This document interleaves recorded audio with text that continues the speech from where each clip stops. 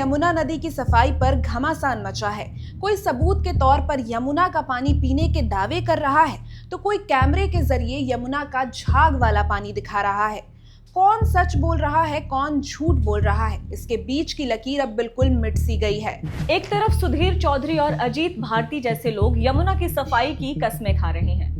आज तक की रिपोर्टर अंजना ओम कश्यप दिल्ली की सीएम रेखा गुप्ता के साथ शो कर रही हैं। लेकिन दूसरी तरफ शरद शर्मा और अनमोल प्रीतम जैसे इंडिपेंडेंट जर्नलिस्ट एक अलग ही तस्वीर पेश कर रहे हैं और इन्होंने उस सो कॉल्ड जर्नलिज्म पर भी सवाल खड़े कर दिए हैं जिसमें यमुना नदी के पानी को साफ बताया जा रहा है। उदाहरण के लिए आप शरद शर्मा की रिपोर्टिंग के महज 40 सेकंड देखिए, प्रत्यक्ष को प्रमाण की आवश्यकता नहीं है।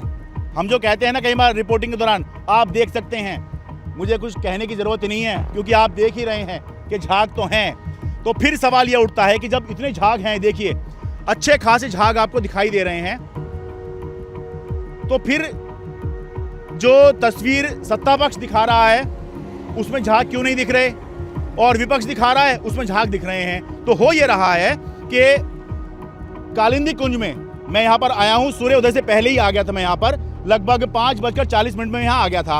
अंधेरा था, लेकिन मैंने क्या देखा? मैंने देखा कि अंधेरे में भी यहाँ पर बोट घूम रही थी और फोम को हटाने के लिए, यानी कि जो झाग आए हुए हैं इनको हटाने के लिए अंधेरे में भी लगातार स्प्रे किया जा रहा है।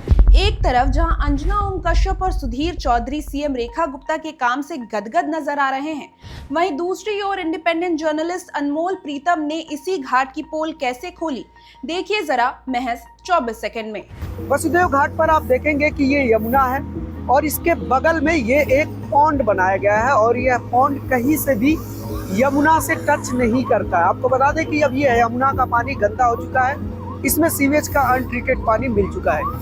इसलिए इस घाट पर छठ मनाने के लिए डायरेक्ट नदी में लोगों को स्नान नहीं कराया जाएगा, बल्कि यहाँ पर पॉन्ड बनाया गया है और यह पॉन्ड नदी से अलग है।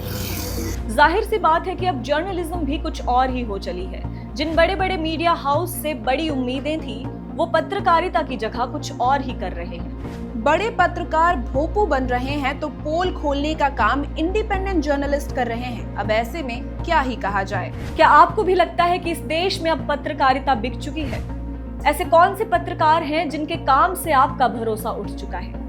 हमें अपनी ओपिनियन कमेंट सेक्शन में जरूर बताएं। और ऐसे ही ब्लैक एंड व्हाइट वीडियोस के लिए अभी फॉलो कीजिए बस मीडिया को।